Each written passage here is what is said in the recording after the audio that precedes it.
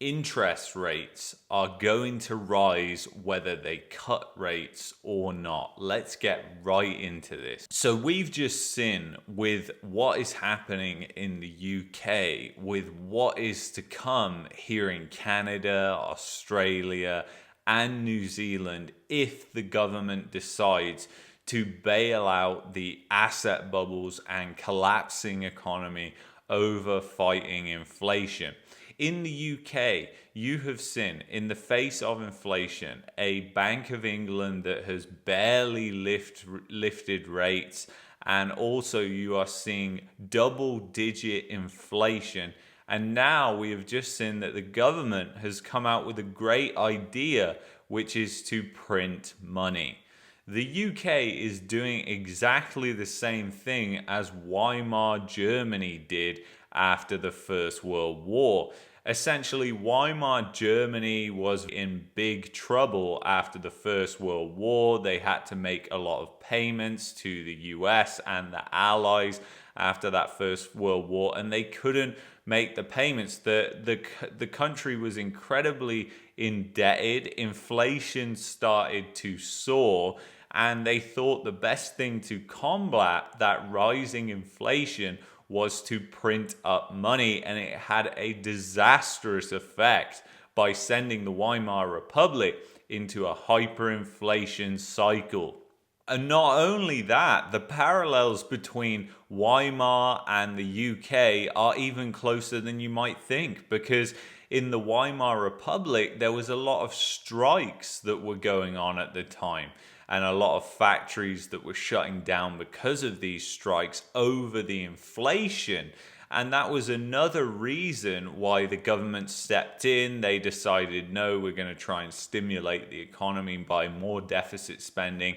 And obviously that sent the currency into a tailspin. And the pound currently right now is trading more like a stock than a major currency, which is worrying in itself. The thing is, the pound is not alone though. There is also another load of currencies that are waiting for the same eventuality, because as we know, central planners and governments are greedy, and when they come down to it, if they have to make the choice between a tough decision which could possibly lose them votes but work out for the best of their country, and a decision that is easy and will buy them votes, they go for the one that's easy. And the easy option is just a deferral. It does not mean that you are going to save the economy. It doesn't mean that anything is going to get better.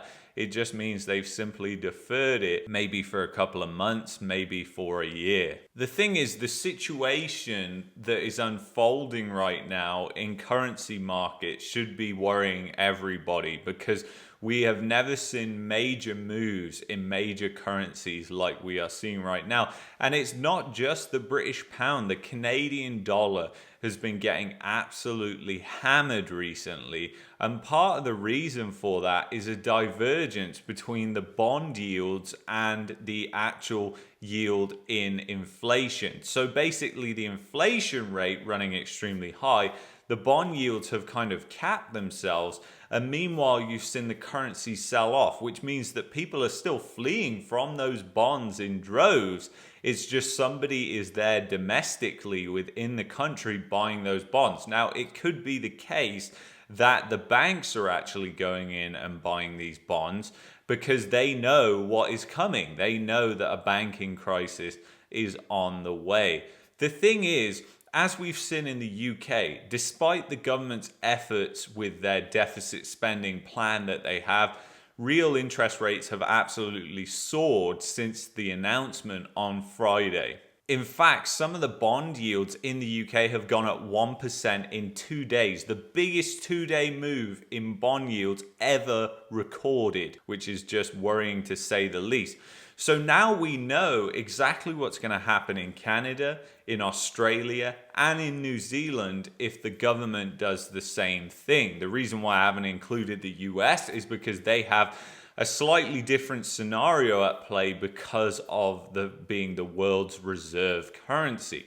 But the thing is, people in the US should also be looking at what's happening in the UK and thinking that's going to be us in 20, 30 years. The truth of the matter is it will be, because the reality is the pound was once the reserve currency too. That is the thing that a lot of people don't realize. The pound once upon a time was the reserve currency, and now it is failing.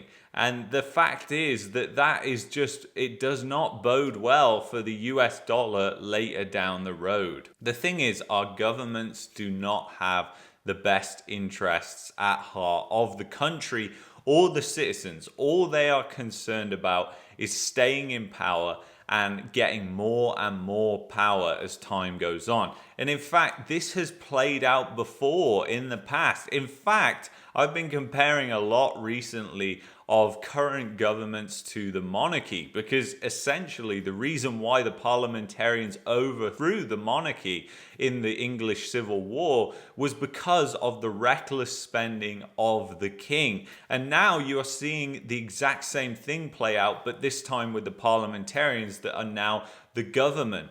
The thing is, it just goes to show that we see these same patterns of greed just repeat time and time again, that people cannot make tough decisions. The people in the economy think that there is a free lunch. They think that there is an easy option that can be given and there's no trade-offs with that option.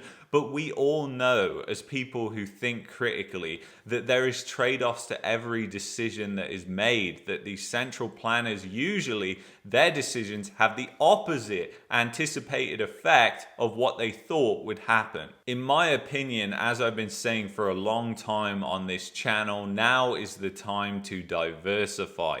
And this isn't financial advice. You just have to do what you have to do.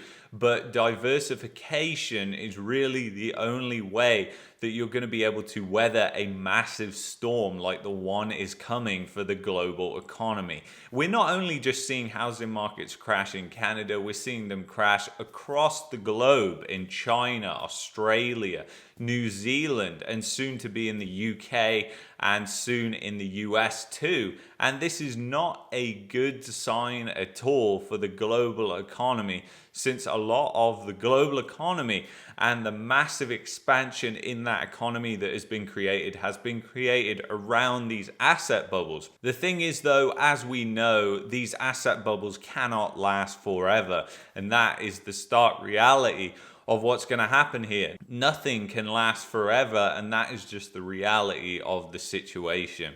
Anyway, if you have enjoyed this video, please give it a like, please consider subscribing, and I'll see you in the next one. Take care. Bye.